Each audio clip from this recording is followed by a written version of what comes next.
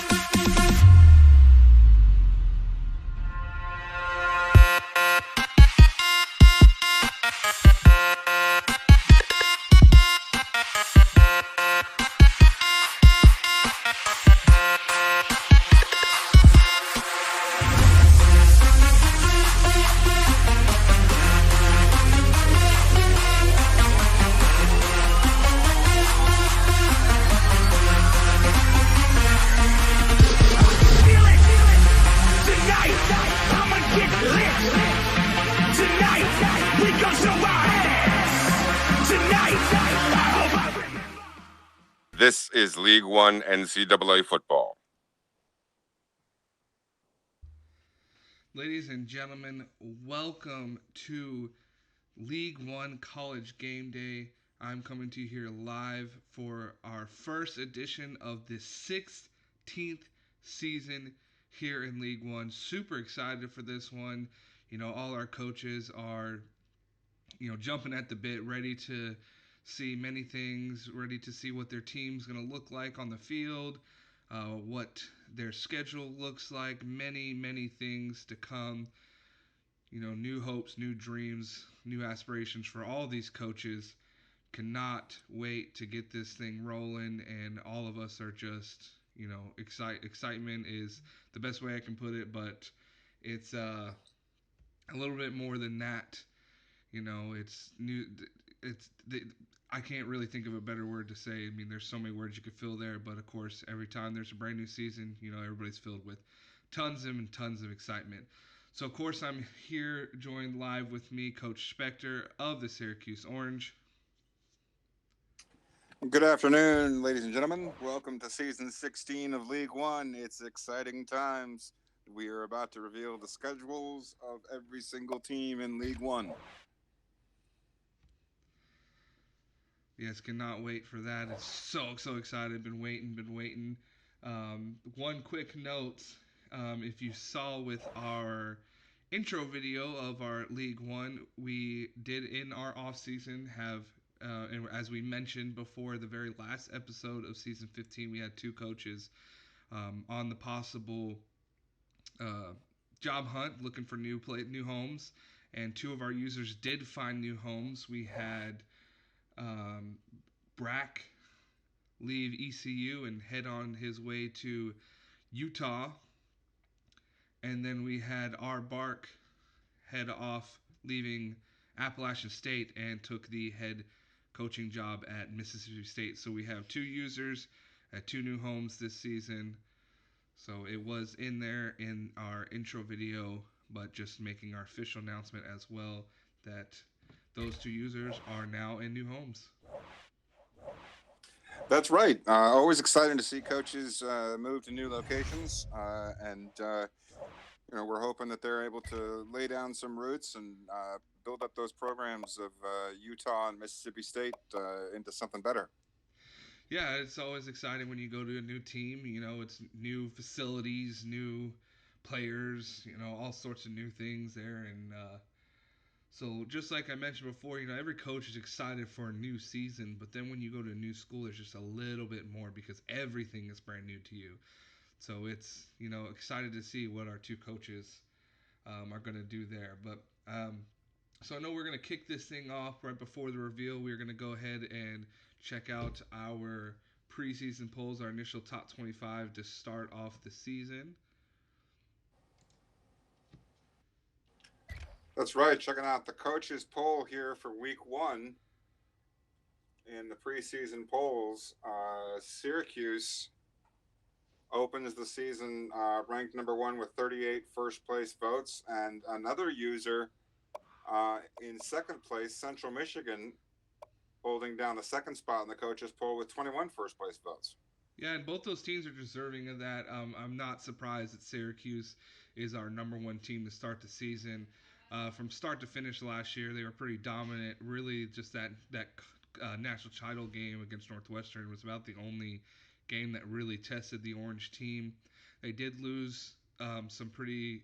Actually, they lost some good players.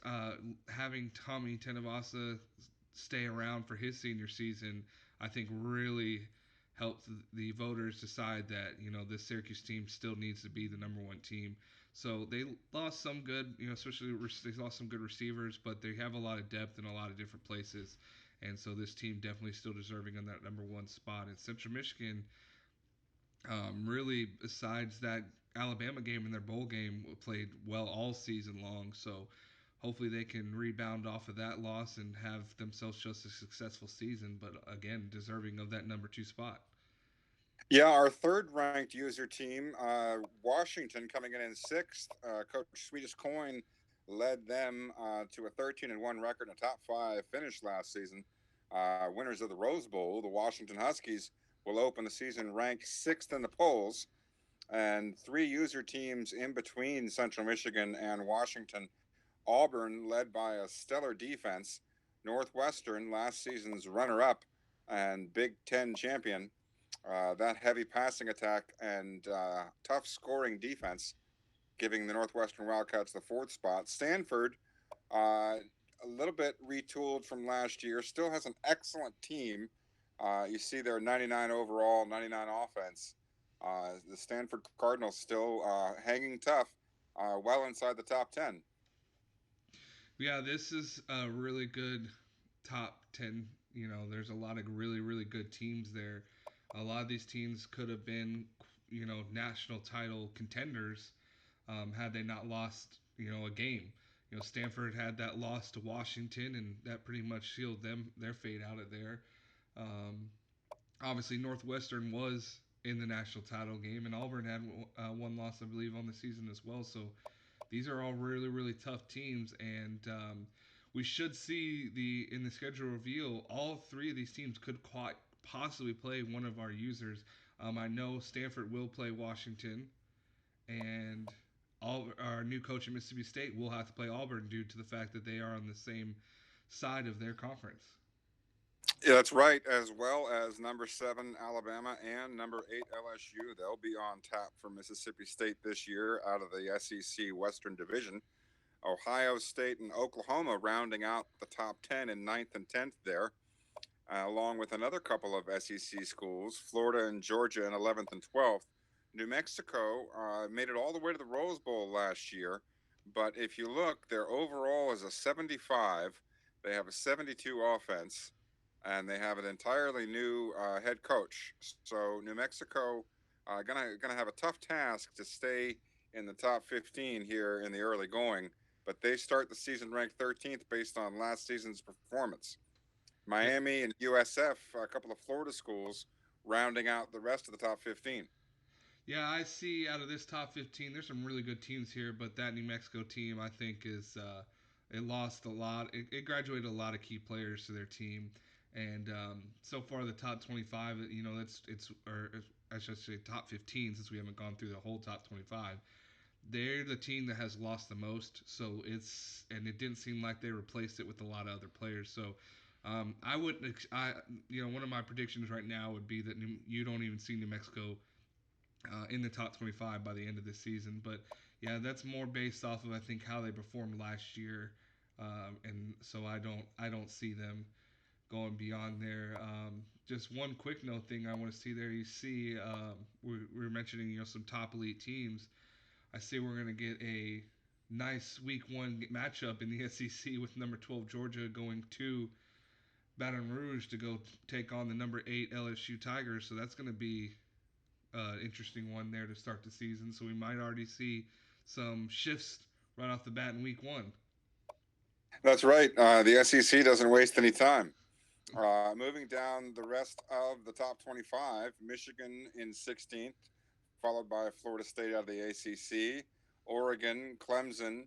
Virginia had an excellent season last season, finishing in the top 15. They're 20th to start the season, having lost a little bit, but still look to be a fairly quality team. Michigan State can say the same. Air Force retains a lot of the same players from last year, but again, a shift in the coaching staff. Going to be an entirely new offense out in Colorado Springs as their head coach moved on to greener pastures. It will not be an academy offense this year for the Falcons. Oklahoma State in 23rd, Minnesota with their vaunted passing attack in 24th, and Wisconsin likes to do it on the ground. They round out the top 25 in 25th place. Yeah, these are all stellar teams. They all deserve to be where they are to start the season. Here, it's very refreshing to see a lot of these ACC schools kind of getting themselves back in there. I gave them a lot of criticism last year, so here they are, a little bit higher ranked to start the season. I mean, these are all good football teams. They kept beating each other so much that they suffered a lot of losses, and no other team besides really Syracuse and Virginia could consistently win week in and week out. The rest of them would play very good one week and the next week not show up. So hopefully with these higher starts to these teams that they can maybe play at a better consistent level. But time will tell. We'll have to see throughout the season. Yeah, this bottom half of the top 25 dominated by the Big Ten and the ACC. You see Michigan, Michigan State, Minnesota, and Wisconsin there out of the Big Ten, along with Florida State, Clemson, and Virginia out of the ACC. Yeah, that's definitely dominated by those ones in the back half. I gotta, of course, give the shout out to my two Mountain West teams that have made it in the top 25. But of course, one of my projections is I believe North or New Mexico will not remain in there. But that Air Force team looks even better than they did last year. So we'll see if that coaching change hurts them or if it improves them. But talent wise, keeping a lot of those same players, it's a very very talented Air Force team, maybe one of the best we've seen um, at the academy ever, possibly. Yeah, 1984, Air Force finished in the top five in the final polls. That's the only time they finished the season ranked in the top 10. They might have an outside shot of doing it this year. Yeah, hopefully if they play the right teams lose, they could make their way up there. But we'll have to see. We got a long season ahead of us. Speaking of the season ahead of us, moving on to team schedules, if we go to scores and schedules and then tab over by team, we can start with Buffalo and taking a look at Buffalo's schedule. What jumps out at you there, coach? Well, Buffalo here is going to start off. They have a bye week this week one, and then they're going to go on the road there at LSU. But obviously, if you kind of scroll through their schedule very quickly, you see them have to go on the road at number 2 Central Michigan and on the road against number 1 Syracuse. And that Buffalo Syracuse is a rivalry game. So two user games on the road, and one of them is a rivalry game. And this is those two things right there are going to be really tough for this Buffalo team who has lost some pretty good players, and so they're in a different position this year than they were last year. So they had a stellar season last year, but I think things are going to get a little bit tougher for them there. And having to look and seeing a road game against the number one back-to-back national champion, um, and then having to play Central Michigan on the road as well, where they dropped to them twice last season. Those two things big time stand out to me, especially that Syracuse game on the road. But because being a rivalry game, players play differently. So even if Buffalo is not having the kind of season they'd like to have, that's still one that they can't go in there and steal. I mean, we've seen um, plenty of teams that were, people would probably rule out in rivalry games end up being the victors of those because those rivalry games, mean just a little bit more than some of those other games. Yeah, it's a New York Empire State battle there between the Bulls and the Orange.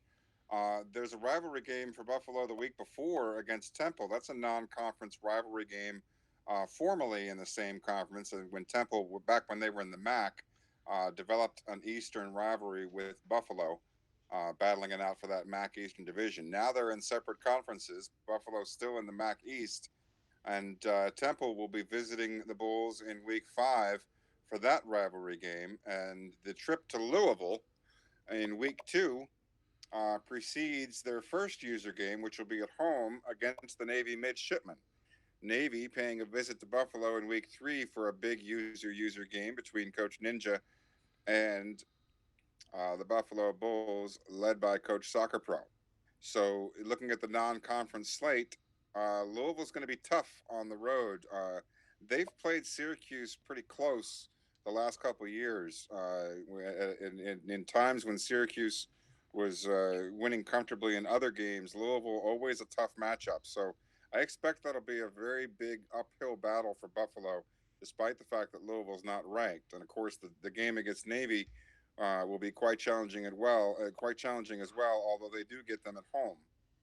So looking at the non-conference schedule, I'd have to just off the cuff figure that Buffalo has a chance to start 0-2 maybe. Going to be tough. Navy a little bit better roster this year than Buffalo. Louisville certainly a better roster than Buffalo, and that'll be on the road against a major conference team. I think it'll be Temple in that rivalry game that'll be the must-win game out of their first four before going into conference play. Yeah, I'm with you there. I think both those games are going to be tough. I, of course, would give them a better shot. I think maybe getting honestly Louisville on the road than they do against Navy because Navy has a better roster, but the style of play that Navy likes to play is very good against most users because of that the tempo, slower tempo. Takes plenty of time to read what the defense is doing, and plays really good defense. So I can see that Temple game being probably their biggest one because I agree with you. I could see this Buffalo team starting off 0-2. That Louisville game on the road with the brand new team could cause some issues. And then you got to answer back against a user with a pretty stellar roster. It doesn't get any easier. They go into that bye week, and yeah, that home Temple game is going to be crucial, I think, before they get into the conference play. Because that next week on the road against Syracuse, the only thing that I'll give Buffalo is the fact that it's a rivalry game. Other than that, on paper, I would think that Syracuse wins that one pretty handily. Yeah, going into the conference schedule, looking at the MAC this season, you expect Ohio. They were built up by Coach Doc Jocular in the past. That's an excellent roster. Buffalo will get them at home. The Miami of Ohio Redhawks, usually a bowl team out of the MAC, and of course Bowling Green and Kent State, both making bowls last season. There at the tail end of the schedule, they get them at home as well. So the conference slate, including actually Ball State, who was in the top 25 late last season, They get most of their key conference games at home, with the exception of Miami of Ohio. Yeah, that could play to their benefit. Like we mentioned before, losing a lot of their key players from last season and having to pretty much go with a lot of new players and new positions. It's really vital that they get some of those big matchups, especially the teams that we'd expect early to be pretty good out of the MAC, to get them at home. Like you said, Ball State at one point last season cracked the top 25. Bowling Green, Kent State were no rollovers either. Those are two good teams as well. Yeah, Miami of Ohio is a pretty solid team. Northern Illinois has had really good teams in the past as well. So we'll really have to see. This is going to be, I think, a really tough time for the for Buffalo. This could be a very challenging season for them all the way through. Um, that 4 game road trip, that could be something that hurts being away from home for so long. That could be costly. I looking at this schedule and what Buffalo has, I think they'll do pretty good, but I don't think that they're going to. I don't think they're going to make it back to the conference championship. I think there's a couple teams that are on their side that might be a little bit better, and I think Buffalo is going to lose more games this year than they did last year, and I think they might lose one or two crucial games that they need to try to repeat winning and getting to the MAC championship game. But I don't. I think it's going to be a challenging one for Coach Shocker Pro. But I think he'll be tested more than he has been so far. But I just think with the current roster he has, it might be a little bit more challenging. And I think the talent will show at the end of some games, and some of these other teams might prove to be a little bit better. Yeah, I'd agree with that assessment. Moving on to the next user team, the Central Michigan Chippewas, having an excellent season at 13-1 last season, a top 10 football team.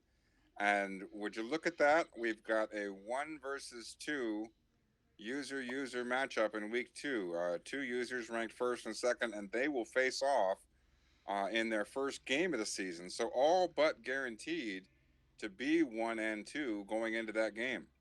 Yeah, I mean, I don't see you don't see it very often that the number 1, 2 team, if they don't play. I mean, when we looked at the top 25, they're even. I think the 3 and 4.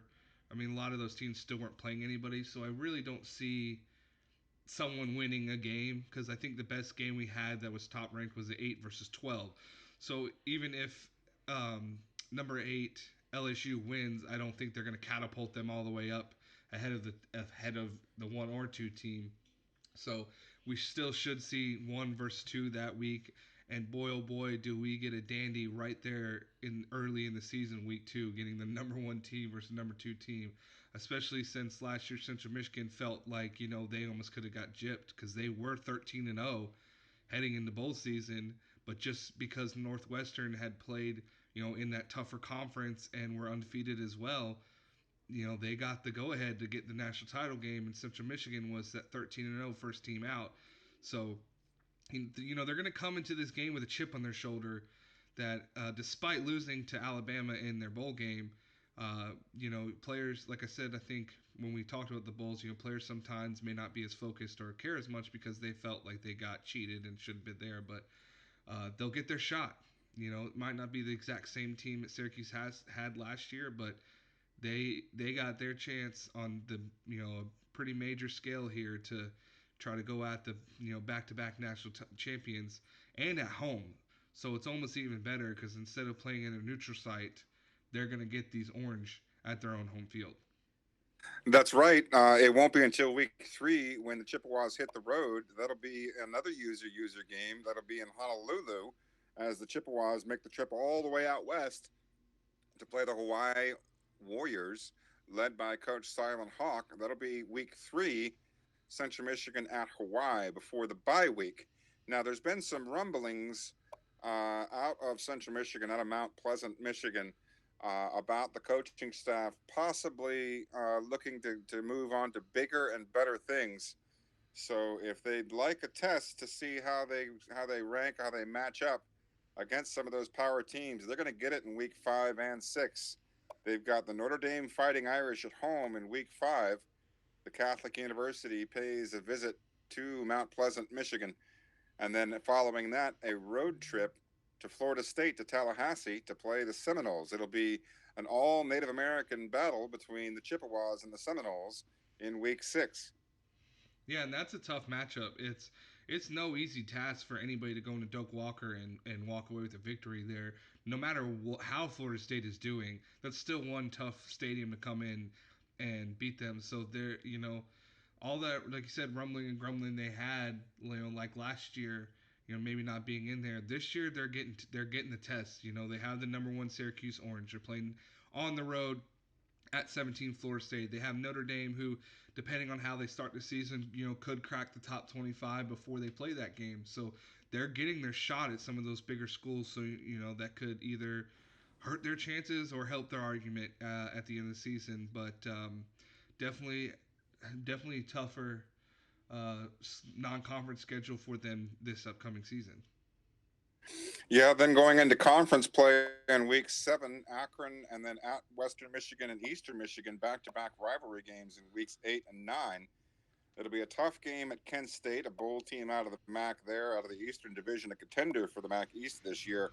And that'll be right before the game against Buffalo. The two users meet once again late in the season, in the regular season, cross-divisional rivals, as Buffalo pays the visit to Central Michigan. That game was in Buffalo last year. Closing out with Ball State, Toledo, and Northern Illinois. I'm looking at Central Michigan's schedule, and I'm thinking that Hawaii game looms awfully large in the beginning of the part of the season. To get a win there, possibly, that'll be a tough battle. But that looks to be the only battle of the first 4 games where Central Michigan actually will have their opponent outgunned. Yeah, they really in the beginning you say though I agree that Hawaii game that could be one of those sleeper games in my opinion. Coach Silent Hawk is a good coach. He kind of came in midway through the season, has had to do some adjustment, had to learn his team. He's going to have to do that again. We'll talk more about that when we get onto Hawaii. But that's a team that Central Michigan cannot sleep on because they can and will take advantage of you and could you know beat you regardless of the outgun roster. But yeah, they are pretty evenly matched with a lot of these teams. And then in MAC play, I think that they are pretty well. I think they'll handle business this year again. I don't see them really losing. Maybe some of these teams will test them, but I don't think they'll lose any conference games this year. I still think they have a excuse me there. I think they still have a pretty prime roster. Still have a lot of playmakers. Their running back this year, almost if not as good as Ward last year. So they, can still have a really good running game, which is what the coach liked to do last season, and he's got a great back to do it again this season. So, I mean, I could see maybe Kent State, Ball State giving them some issues. They definitely do have a tough streak there of the back-to-back rivalry games and on the road at Kent State, then the user game, then Ball State. So that's a pretty rough patch in their MAC play, but I think they have the tools in place and the players in place to take care of business, and I think they definitely, if not go undefeated in the MAC play, I definitely would say they win their side and are heading to another MAC championship game. Could very well be. Moving on to the next team, Fresno State, the Bulldogs from Fresno State, next on the list. And Coach, this is your team. I'm going to let you give the audience your first impressions. So looking at this, pretty excited for their get to play 2 new users that I have not gotten to play yet. So it's going to be fun and interesting to do so there. Love getting to play week 1, getting the early test right off the bat on the road against TCU, who has been a pretty good team in the past. I'll have to do some more research on them. I can look and see that they're A+ across the board, so they're definitely looking like they're a better team than me. But we'll have to see. But excited to get it started right off the bat, week 1 on the road against TCU. Gonna follow that up home game against Coach Ninja. So it's nice to get that. I love seeing the two of the three user games, getting them at home. So I get Indiana to come to my place week 4, and I have Navy coming to my place week 2. So excited for those games, to get those underway, and going on the road against a former user coach team who's built a pretty good team there at Appalachian State. So we'll see what I can do against the old user coaches team there. And then New Mexico, getting New Mexico week 5. Of course, definitely going to want some revenge there. Like I said before, playing them week 5, I'll have to look quickly here. I think New Mexico is probably going to lose that first game against Texas A&M. Could quite possibly lose to Tulsa and Purdue. I mean, this team could possibly be 0-3, maybe 1-2 by the time they come to see me. So they maybe are in the top 25. I highly doubt it though. So I don't even think that team will be ranked by the time that they come to play me. But when just looking quickly, before I dive deeper in there and kind of let you get some input with that non-conference schedule, it's pretty good. I'm excited for it. You know, I got 2 teams in Power 5 conferences getting to play TCU on the road and getting Indiana at home, and then we have a mid-major there in the American with Navy, and then of course you have Appalachian State. Yeah, they come out of the Sun Belt, but that was a very well coached team by Coach Barker there, and so that's a really solid team to have to play. So it's still going to be a tough match, regardless of now the user coach is not there anymore. That's still a quality team.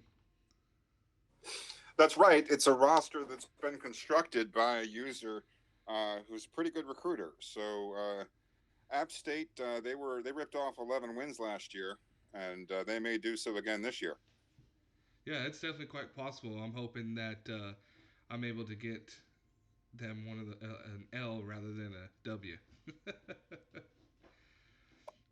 But Yeah, the major conference teams, TCU on the road and Indiana at home. You get one on the road, one at home, and then going into the conference play, you got a bye. You got two. Well, you got 2 bye weeks surrounding the Wyoming game, so a couple of mid-season buys, and then the back half of Fresno State's schedule will pretty much open with the rivalry game on the road in Honolulu in week 9, taking on Silent Hawk. That'll be Silent Storm versus Silent Hawk. Fresno State at Hawaii in a big Mountain West Western Division contest. yeah, and that one is always going to be exciting. As long as I'm here at Fresno State and Coach Hawk is there at Hawaii, this is always going to be a fun and entertaining game for people to watch, just because of the history that we have between each other. Um, being best friends for many years now, so we have a great relationship. So this game's always going to be fun to play one another. And right after that, go back on the road against Nevada, who last year was not a good team, but pushed this Fresno State team all the way to the very end, where pretty much we narrowly escaped disaster against them. And so they're probably hoping they can do the same, saying that it's in Nevada this time. But the two big things I love seeing is getting San Diego State and San Jose State both at home in rivalry games. And actually, so far in my career here at Fresno State, I've done actually pretty. The one thing I'd say I've done exceptionally well is getting my team ready for these rivalry games. The only rivalry game I've lost so far was the first season in which I lost to San Diego State 55-10. But since then, I've won 6 other rivalry games. So, been pretty good at getting my guys ready for it, and especially getting both of those teams at home. It was San Diego State that beat me at home the first time when they beat me so bad. So hopefully we're not having something like that again. Utah State was a solid team in UNLV, so that's pretty tough. I mean, we'll see how these teams shape up at the end of the season, but that could be a pretty tough back half of the Mountain West Conference play. Utah State and UNLV both were very solid teams last season, and so I'm going to have to go, on the road in that Hawaii rivalry game and the user game on the road against Nevada. Three straight home games, two being rivalries, and the last being a good Utah State team, and then end it on the road against UNLV. So it could be a tough schedule. I can't really give you a great prediction because, of course, I'm going to be biased, but I can just say my goals for this season were to not only win the West, but I want to win the whole conference this year. And looking at that Air Force team, as good as they look, it could quite possibly, if I'm able to win the West, that could be another rematch of Fresno State and Air Force. I gotta say, I'm happy to not have to play Air Force in the regular season, and if I can win the West, get it probably more than likely play them again in the conference championship game rather than play them twice and lose twice to them. But I'm really hoping to win the West and win the Mountain West and get into a bowl game and win the bowl game. So far, 0-2 in my first two bowls so far, having lost to Notre Dame and then losing to Clemson, both in the Poinsettia Bowls the last two seasons. So those are the three main goals here: as win the West, win the Mountain West, and go and win us a bowl game. Sounds like a plan. The Mountain West Western Division will be contested by another user team. That is the Hawaii Warriors. Looking at their schedule, they open on the road in the middle of the country, just outside Chicago, against the Illinois Fighting Illini. That'll be a Big Ten team. That's a fairly frequent bowl team out of the Big Ten. That'll be a challenging game for Hawaii. Possibly looking at their schedule, one of the more difficult non-user games on their schedule. That Big Ten bowl team in Week 1 going to be quite the challenge for the Warriors. Then the bye week, and then home against number 2 Central Michigan. We mentioned that game before looking at Central Michigan's schedule. Here it is on week 3 of Hawaii's schedule. And that precedes a week 4 home game against Pac 12 Bowl participant Arizona State. So a couple of major conference teams out of conference for Hawaii. Not necessarily ranked teams, but bowl teams nonetheless. And a bowl team out of a major conference is going to provide Hawaii with quite the challenge. And those 3 games really are going to be probably the meat of Hawaii's schedule.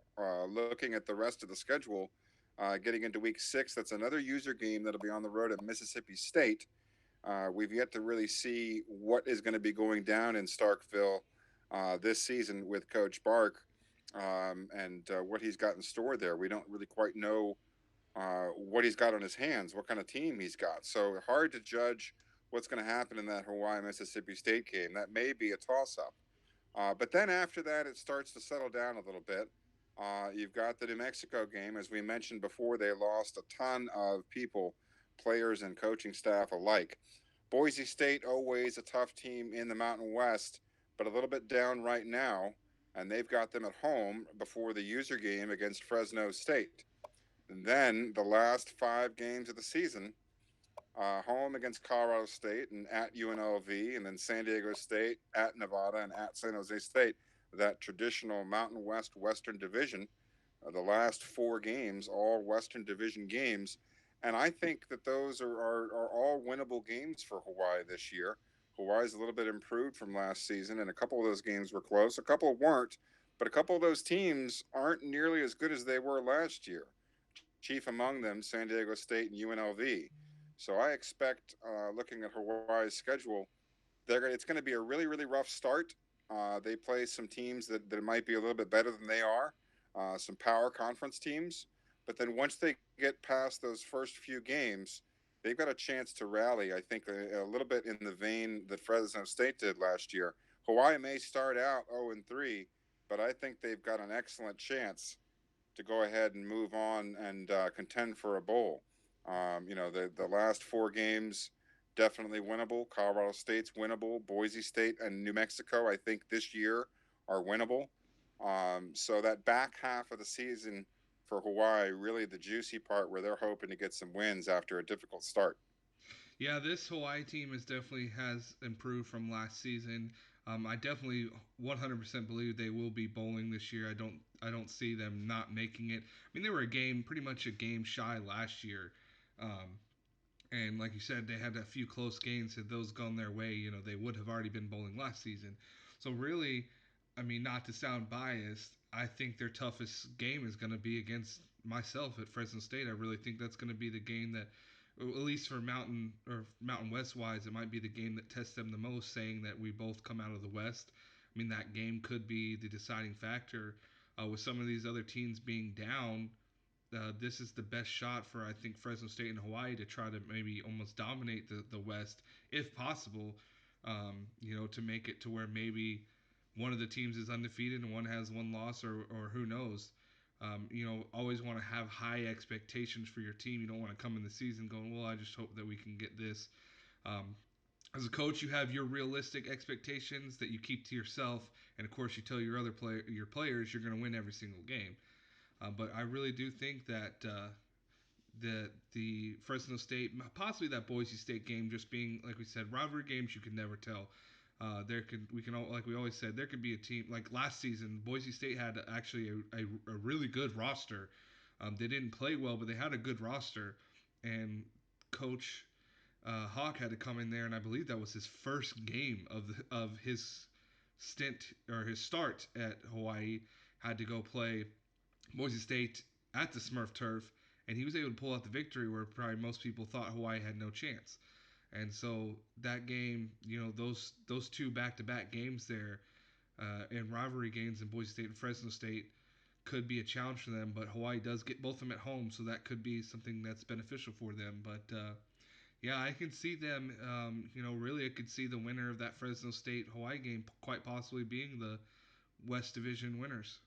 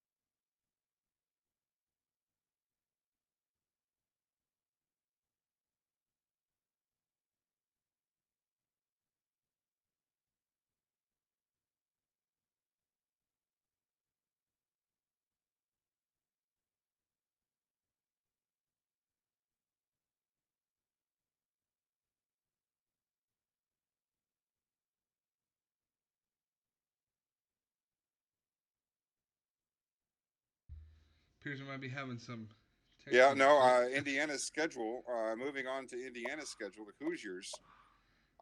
Looking at their schedule, they open with Washington.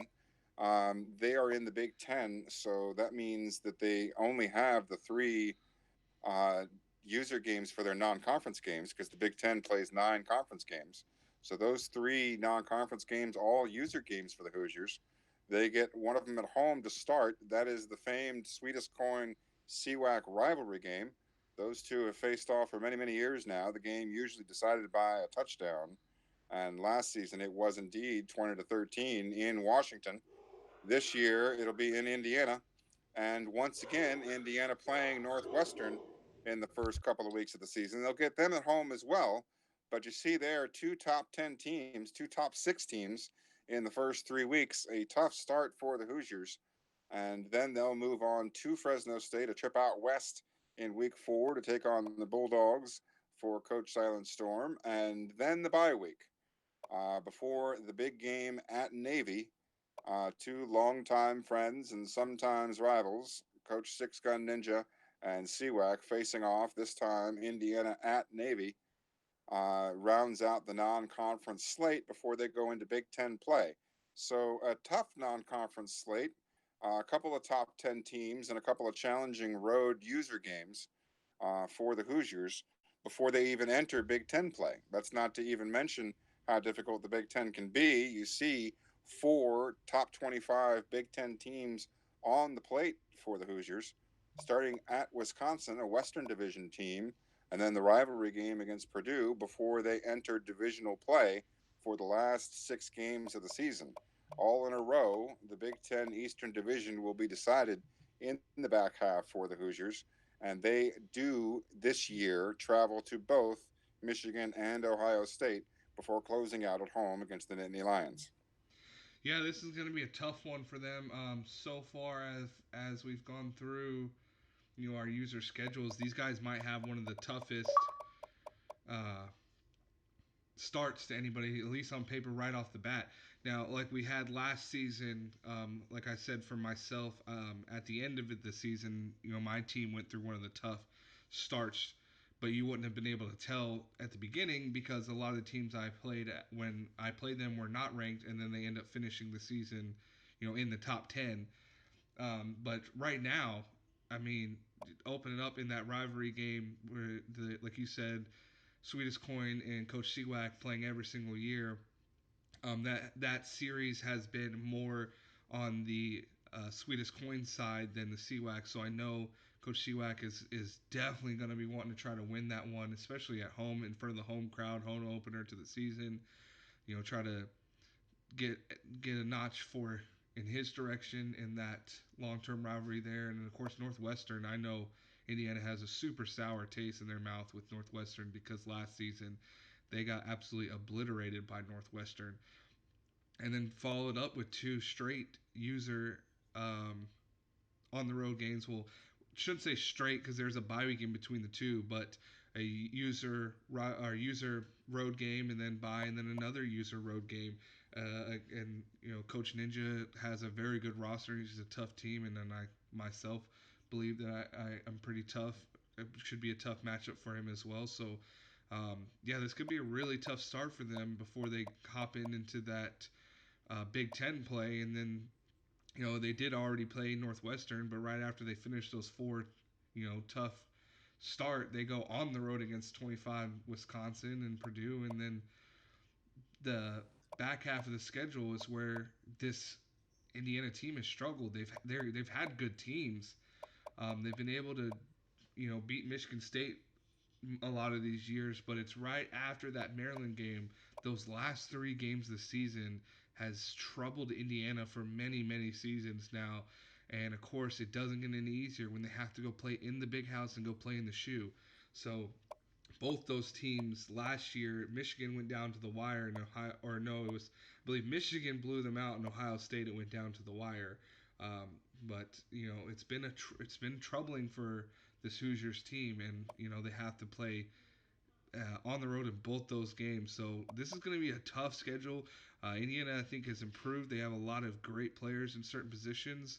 I think they do better this year than they've done last year. I think they'll win some more of those conference games. I think they might not slip as many at first. But my big question mark is really how are they going to finish the season, because that's been their trouble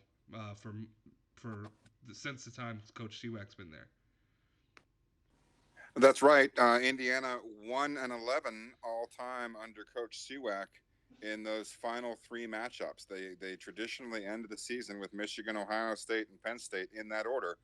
And in those three games over the last four seasons under Coach Seawack, a 1-11 record, something they'd like to remedy this year, something they're going to have to remedy this year if they want to contend for the Big Ten Eastern Division.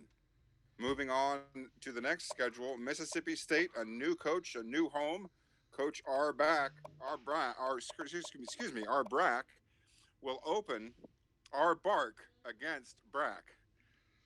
In the two new users, they will meet at a neutral site. They're going to be in the Kickoff Classic in Houston, Texas, at Reliant Stadium, the home of the Houston Texans, where the two new coaches will take on each other in the battle of the new homes.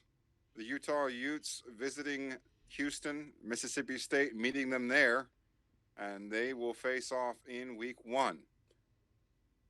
Yeah, love that. Love seeing the two new coaches facing off each other right off the bat. Week 1 of the season, getting us a nice user game right off the bat. You gotta love it. The Texas kickoff classic between these two users. So, both, very, very fair and level playing grounds. No team getting the home field advantage. Both coaches new to their system, new to their team. So this should be a fun and exciting game, and I can't wait for that one to take place this week. And we talked about tough beginnings, and if you see after that user game, they do have the bye week, and then they have a bye week in week 4, so 2 early bye weeks. But we talked about it when we looked at top 25 polls that there was teams in the SEC there that users are going to have to play, and we mentioned Auburn and LSU. Mississippi State's first 2 conference games are number 3 Auburn and on the road against number 8 LSU. So this not only is the new coach going to have to figure out his team against the user, then he's going to have to follow it up with 2 very tough games and crucial games because Auburn and LSU are both in the Western Division of the SEC with Mississippi State. So not only is he going to be having to try to figure his team out here early, he's got to figure it out early and fast because he's going against 2 teams that, if he loses those games, could pretty much already end any hope at trying to take his team to the SEC championship game. Now, I don't know his goals yet, but I know every single coach every single year wants to go 14-0, wants to be national champion.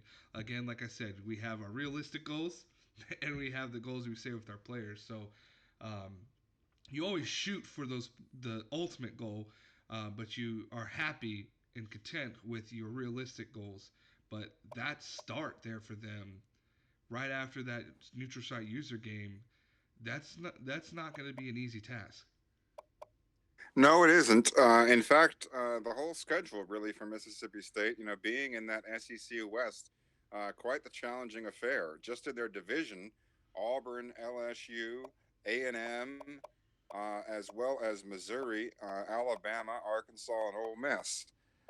So it's going to be really tough for Mississippi State here in year 1 under Coach R. Bark to contend. I think looking at this schedule, the Utah game is going to be a big one. Auburn and LSU are going to be very difficult. A&M on the road will be very difficult. I think they can beat Missouri. I think they can beat Kentucky. I think Tennessee might be a toss-up. Washington will be difficult. Alabama will be difficult, and then they're hoping to win against Arkansas and Ole Miss to close it out. I think there's 5 conference wins possibly between Missouri, Kentucky, Tennessee, Arkansas, and Ole Miss, and then they're going to have to pick one up somewhere else along the way if they want to go bowling. But I think that Mississippi State, starting behind the 8 ball, they're going to have to really get it together quickly and pull off an upset win somewhere in that first half of the season if they're going to want to make it to the postseason. Yeah, my prediction here is I don't think they're going to get it done. I hope the coach proves me wrong.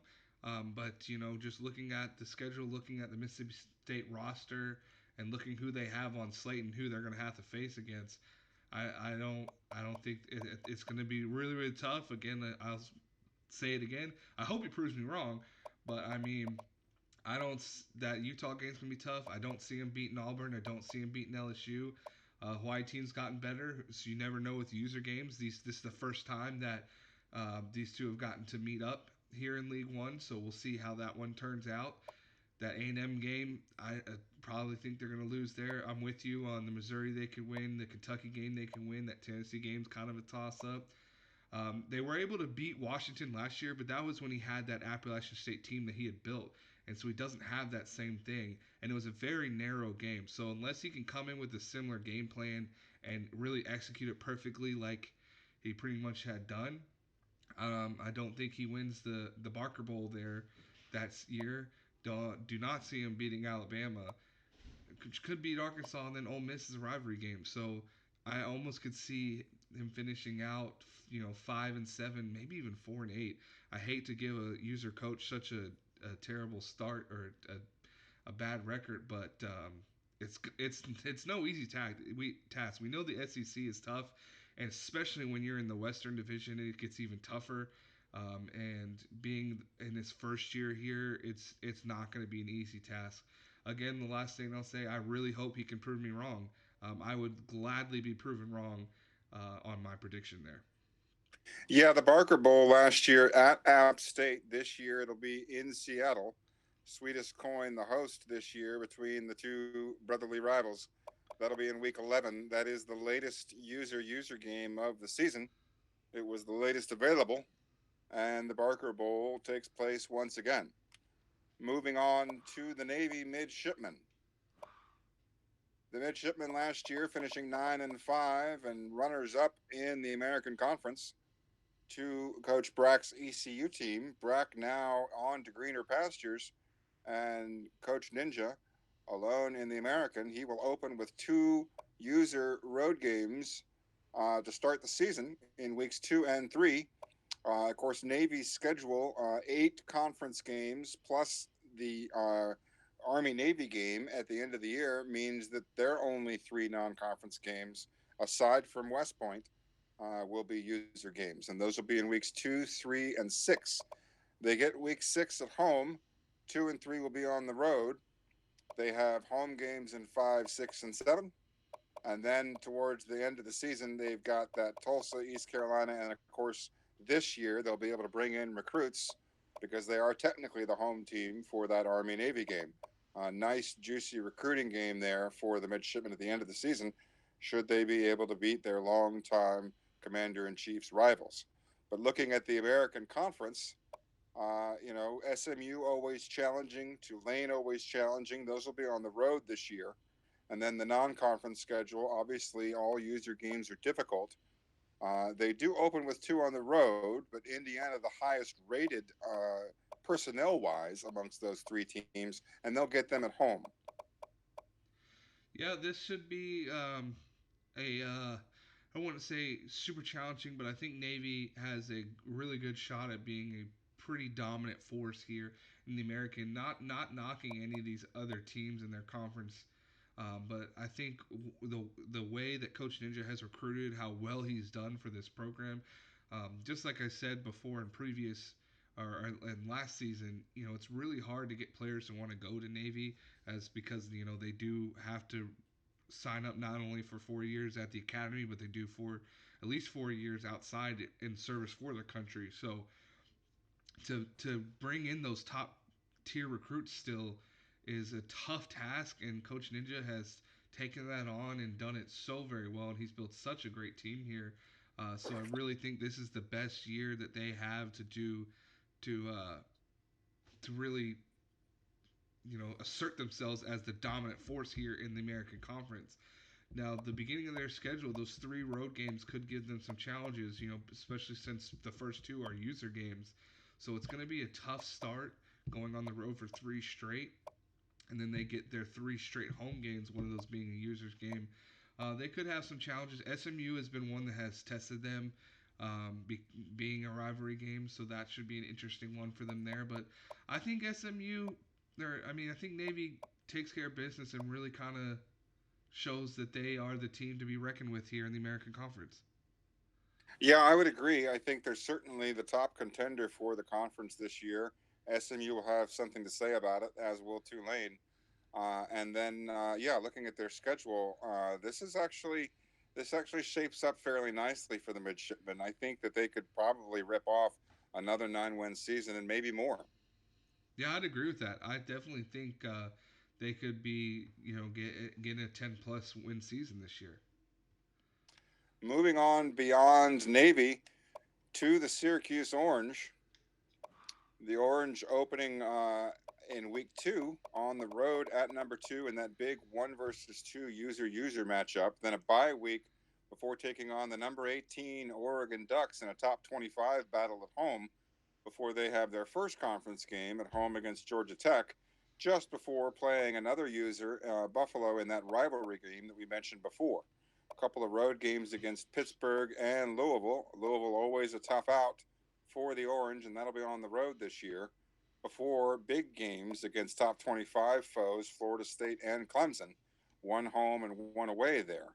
The last part of the season sees them travel to Utah in Week 12 for their third user game. That'll be against Coach Brack, who gave myself, Coach Spector, a heck of a battle this past season at home. So this year at Utah, go the Orange in Week 12. Actually, that is our latest user game. Syracuse, Utah in Week 12 being the latest user game of the season, uh, aside from postseason possibilities. But looking at Syracuse's schedule, obviously Central Michigan right there in talent with Syracuse roster wise. It'll be at Central Michigan. It's a user game, so anything can happen there. Oregon will be tough. I believe Louisville always tough. Florida State, Clemson is probably the meat of the schedule, week 8, 9, and 10. And then obviously that user game late on the road mixed in amongst Boston College, Wake Forest, and NC State. Yeah, I'd have to agree with you, Coach. That it definitely have a tough matchup playing on the road against Central Michigan right off the bat, get themselves, tested against a really good team on paper, that matches up well with them. So we'll have to see how that turns out. And of course, the Oregon game is going to be tough. I'm not going to write off Buffalo just because of it is a rivalry game, but Syracuse definitely has them outgunned.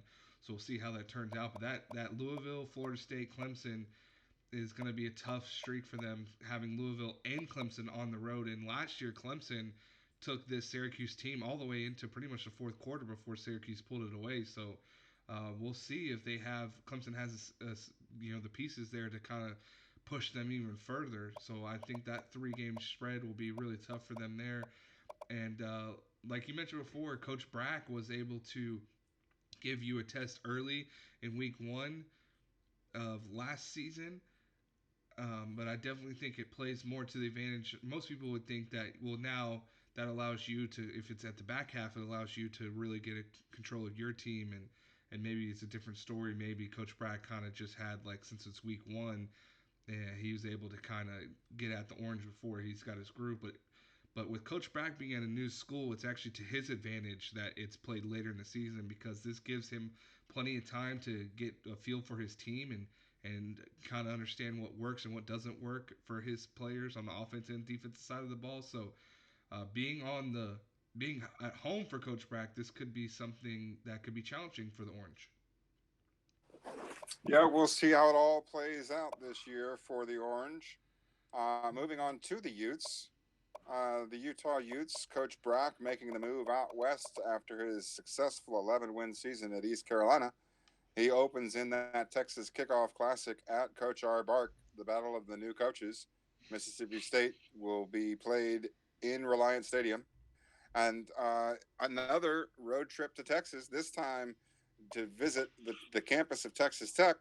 They'll take on the Red Raiders. That quarterback was a Heisman candidate for part of the year last year, and he returns to helm that offense.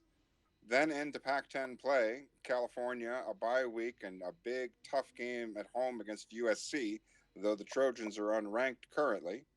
At Washington State, whose coach is on the hot seat, before Oregon, UCLA, Washington, Arizona, Syracuse, Arizona State, all in a row before closing at home in the rivalry game with Colorado.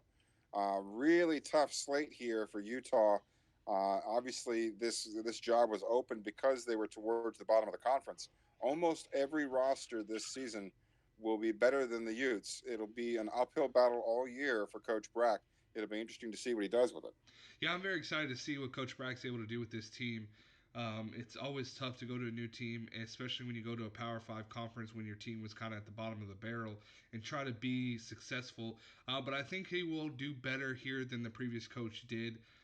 Maybe not so much better. He might need some time before he gets them to where they need to be, but did very well at ECU at being able to improve them pretty quickly, and so I think he can do the same here, but might just take one extra season, being in the Power Five, being in a Power Five conference now, moving out west, getting new recruiting territory, and he already had battles with teams out in the east.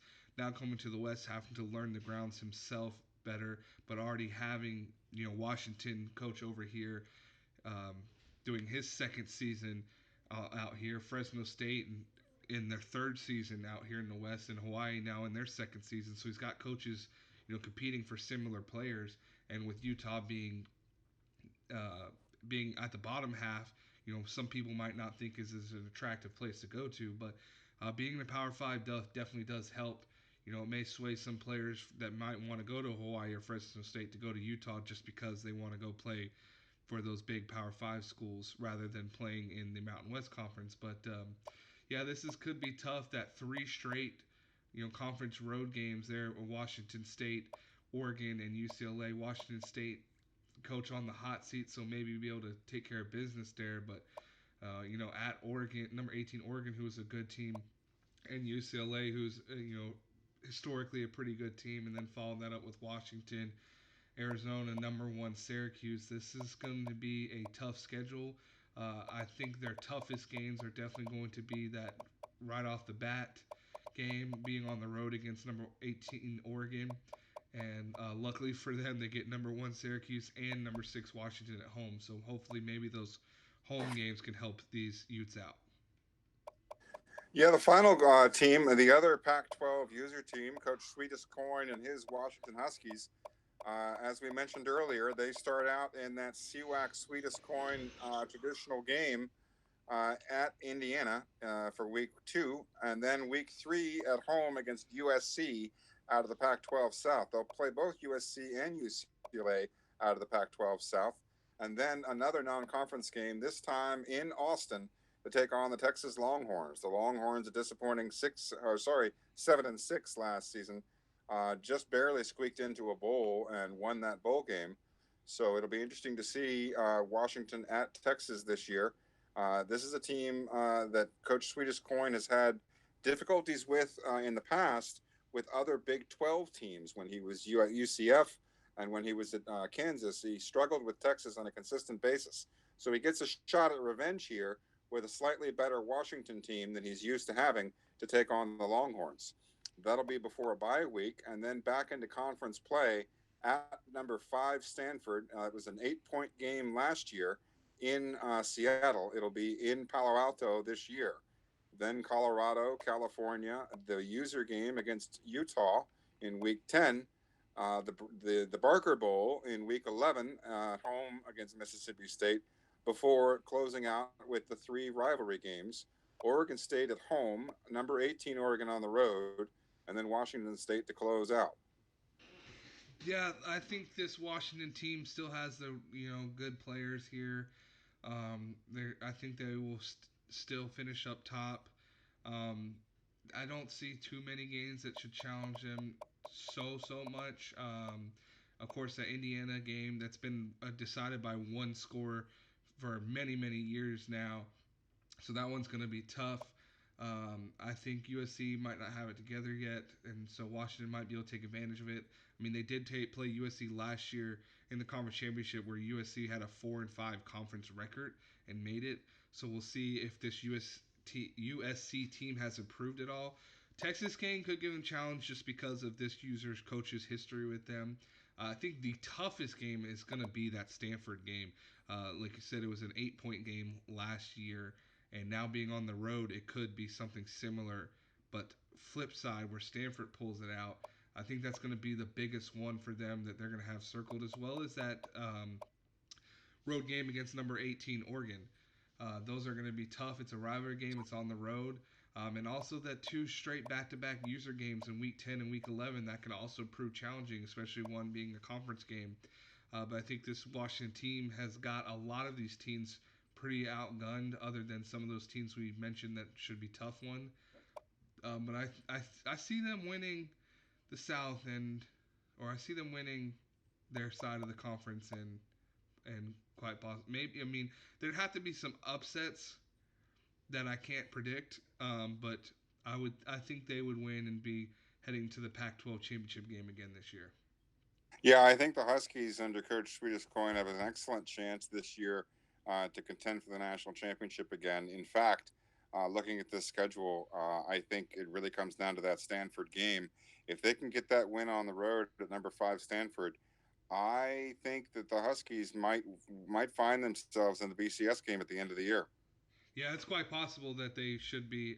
If they can get to that conference championship game, I mean, we'll see if the other side improves. But last year, very lackluster Pac-12 championship game as they played a not a very great USC team. So we'll see if there's any improvement on that side to maybe have some more resistance, resilience to in that game. But yeah, I think Washington makes it again and wins. Will be back-to-back Pac-12 champions and taking a trip to Pasadena and to go to the Rose Bowl again. That does it for the schedule reveal, and unfortunately, that's going to have to do it for my appearance. I'm going to have to sign off here.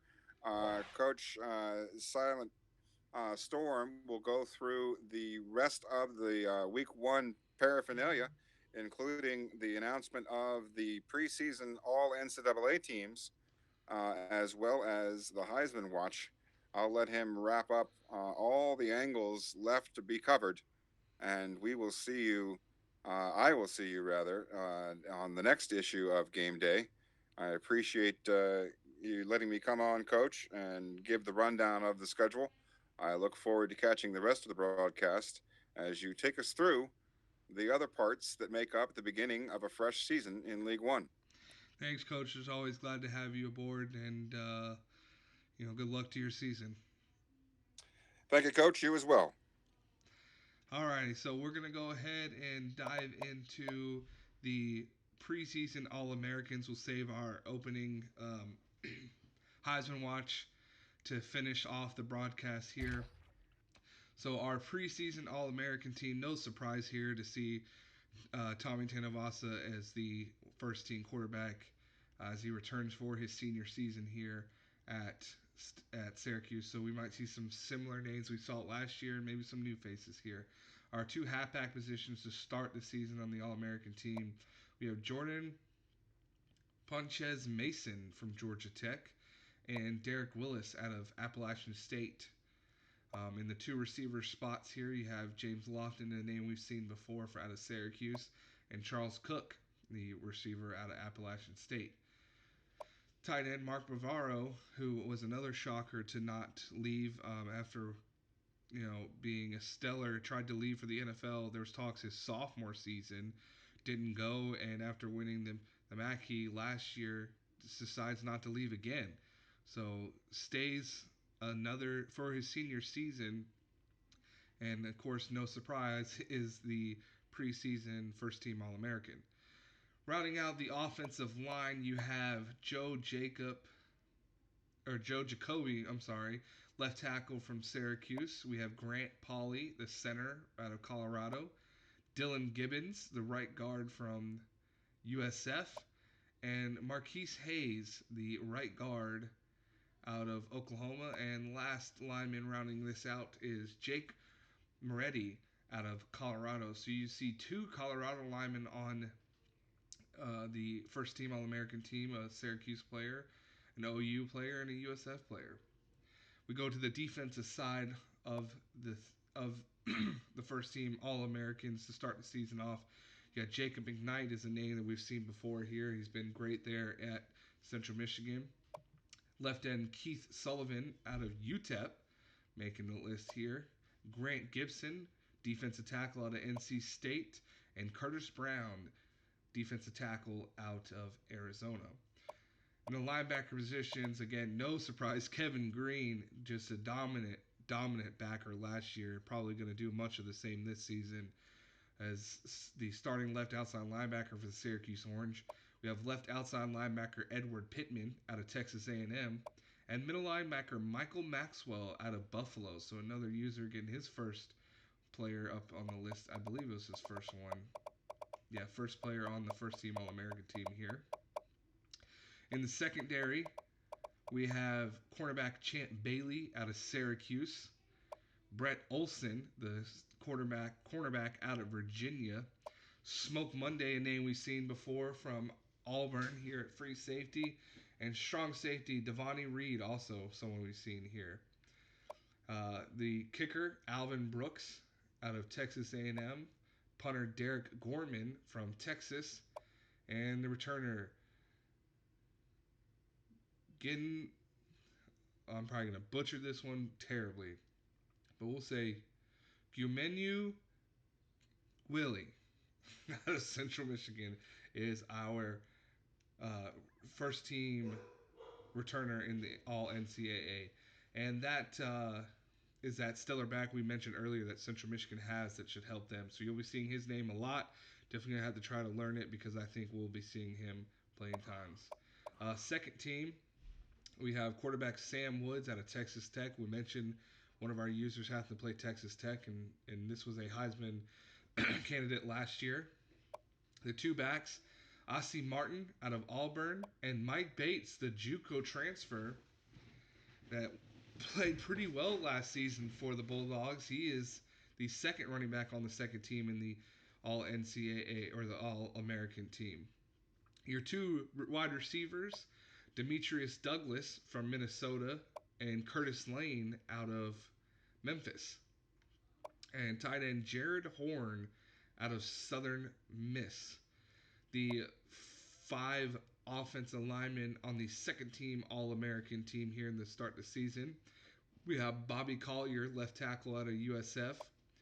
Dennis Neal, left guard out of Alabama. Brett Nealon, center out of USC. Aaron Banks, right guard from Notre Dame.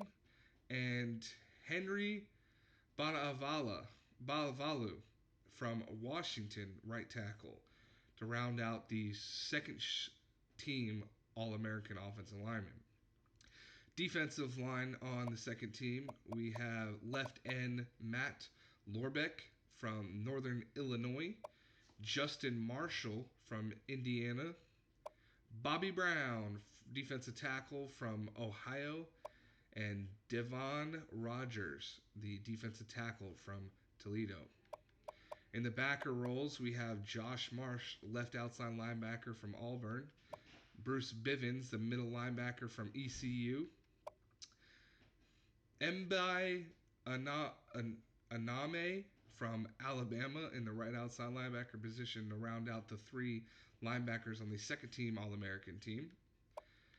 In the secondary, we have cornerback Chris Ingram from Old Dominion, Darius Bracey from Central Michigan, Jermaine Ward, the free safety from Central Michigan, and Devondre Robinson, strong safety out of East Carolina. Seeing a lot of American teams making these first and second team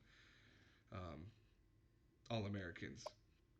The kicker for the second team All-American is Thomas Mays out of USF, punter John Fulton from Arizona State, and returner Michael Schumacher from Syracuse.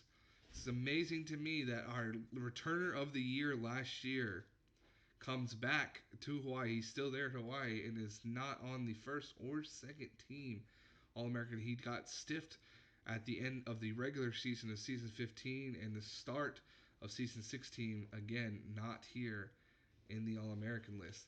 And the last thing we will do, we don't have a freshman because that's not until the end of the season. So I'm not going to go through each conference itself.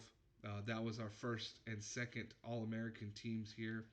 So the very last thing we'll talk about and show here before to start the before I go to the Heisman Watch here, we'll go to championship contenders, kind of look at where each of our users are starting the season off ranked. And we'll start from the top and go to the bottom. So like we mentioned, from the top 25, we had 3 users in it already. Syracuse is at number 1. We had Central Michigan starting off at number 2. And Washington was number 6. So those were our only users in the top 25. But we could have some other users, make their way up there. So we're going to keep scrolling until we get to our next one. And Buffalo coming in at 32nd to start the season. So they have a chance to get in there. Indiana's starting off there at 50th. We got Navy starting their season off at the 58th.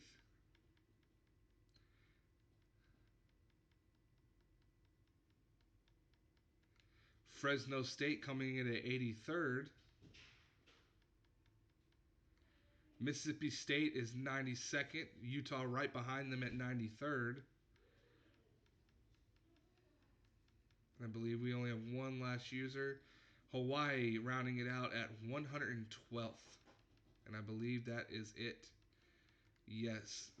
So that was our starting rankings. We can go through that each week to see how our user teams are improving or declining, if they're going up or down, but that is where each team started off this season. So the last thing we'll talk about here as we get into week 1 is our first initial 5 Heisman Watch candidates, and as no shock, Tommy Tanavasa is the leading player for the Heisman for the 16th season. He is back-to-back Heisman winners, and here, like I said, no surprise is he here to lead the way, as he is in first place in our first edition or first look at the Heisman Watch. And right behind him, you don't see this very often, defensive player Kevin Green, definitely deserving to be in there because he is one heck of a player. Had so many sacks last year. We go look to just know for a fact, 68 sacks last season. He has 179 sacks on his career so far. So, very excited to see what he can do this season. But in second place currently right now in the Heisman Watch. And there's that quarterback we talked about, the senior from Texas Tech, Sam Woods. Had himself a great season last year, threw for 4,173 yards, 42 touchdowns, 15 interceptions. Also had 835 yards rushing, 11 rushing touchdowns. So this guy is just an athlete. He's a great player, and he is in third place there. Ex-user quarterback Kingsley Effetti from ECU, as our coach Brack has left ECU and is now at Utah, but his old quarterback Effetti here is in fourth place in the Heisman. Last year under Coach Brack, he threw 3,814 yards, 25 touchdowns, 18 interceptions, but was over 1,000-yard rusher with 1,015 and 17 rushing touchdowns. So also another phenomenal athlete there at the quarterback position. And the last player on our Heisman Watch, senior running back Jordan Ponchez Mason out of Georgia Tech, rounding this one out. Last season went over 2,000 rushing yards. He had 347 attempts, averaging 6 yards a carry, 160 yards a game, 22 rushing touchdowns.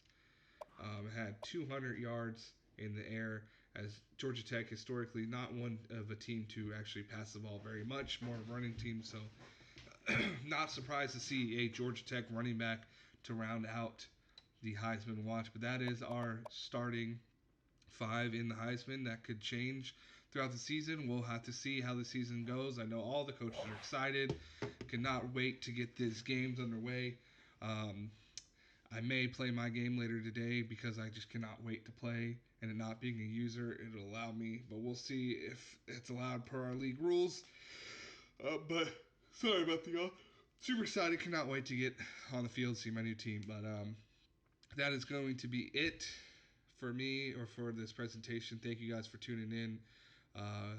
We are now officially in the start of season 16 here in League 1. Spanning the nation from California, Oklahoma, Iowa, Ohio, North Carolina, Virginia, and Florida. This is League 1 NCAA football.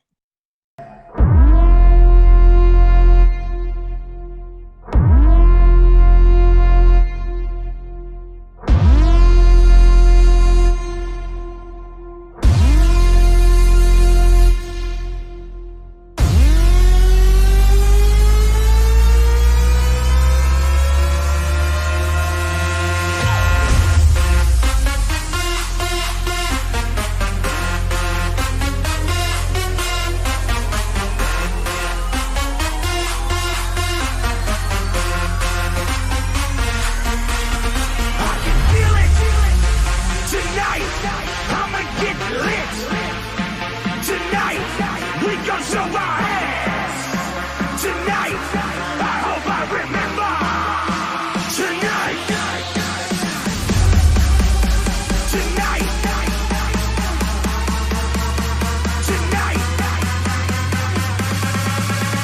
Tonight.